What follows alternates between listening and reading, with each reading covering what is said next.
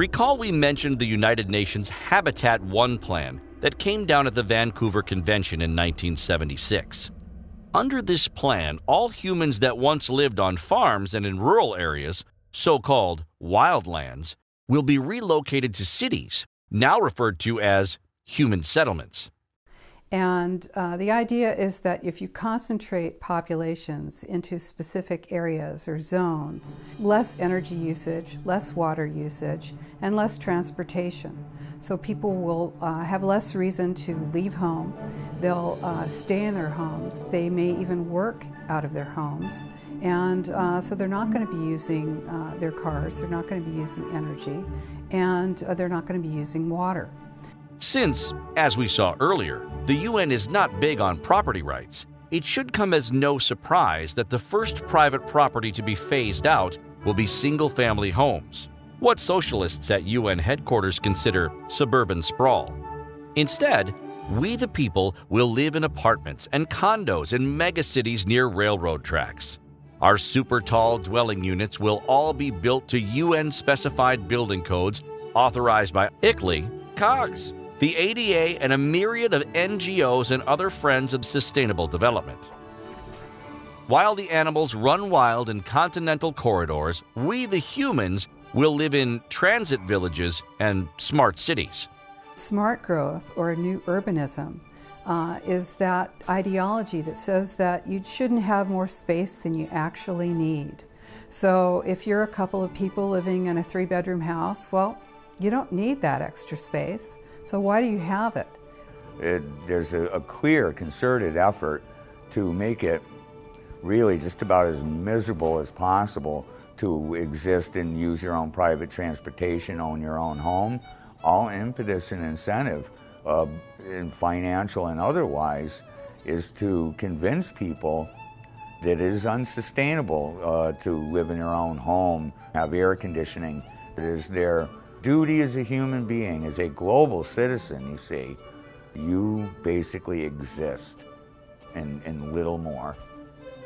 Our high-rise, stack and pack dwelling units, complete with smart meters and smart heating systems, will make sure no one uses too much energy. And if they do, the energy police, with help from the neighbors and eye-on-the-street surveillance systems, will be right there to handle the situation. If they can put 1,000 people in one building, it's a whole lot easier to know what they're doing, where they're going, and how they're thinking than it is if you got 1,000 people living in a rural or suburban area. And so the stack and pack is multi-story buildings, multiple families living in the same spot, walking in and out of the same door, always being able to be managed. And smart meters play a big role in that management, as they can measure everything that you do in your life when you're using smart appliances. If you have a garden or a single-family residence, while you're watering your garden, you maybe have more than one bathroom, you're taking too many showers, you're using more than your 10 gallons of water a day. And this is unsustainable.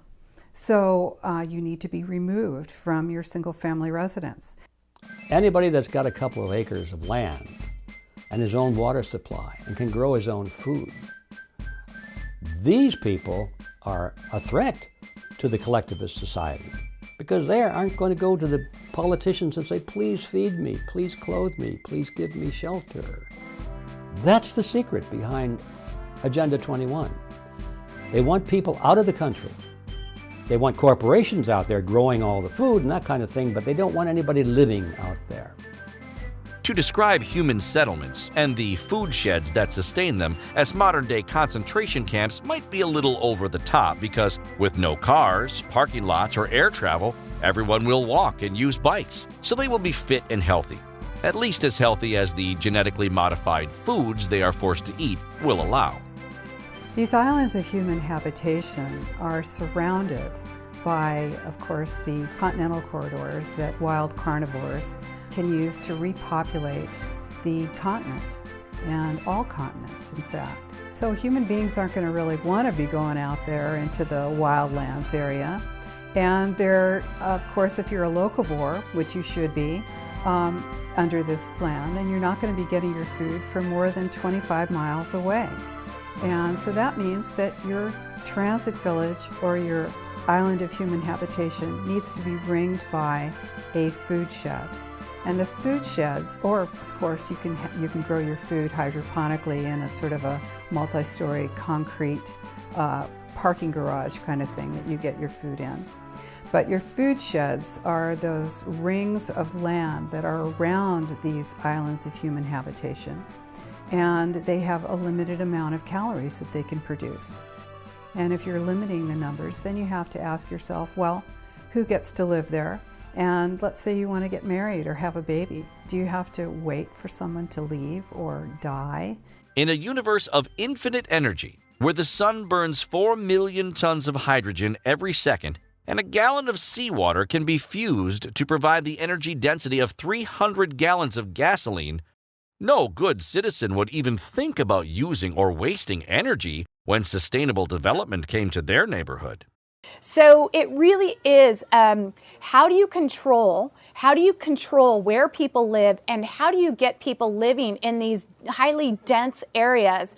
Because according to United Nations Agenda 21 and these power elites, you and I need to be living where we can save planet Earth by living in a high dense community. And it's happening all over the United States.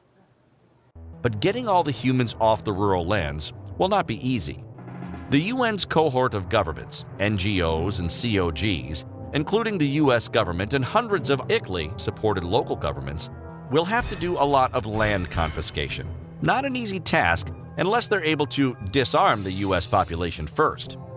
Luckily, a police state, especially a global police state, has many platforms and tools that cut across jurisdictional boundaries, as an ICLEI website proudly states.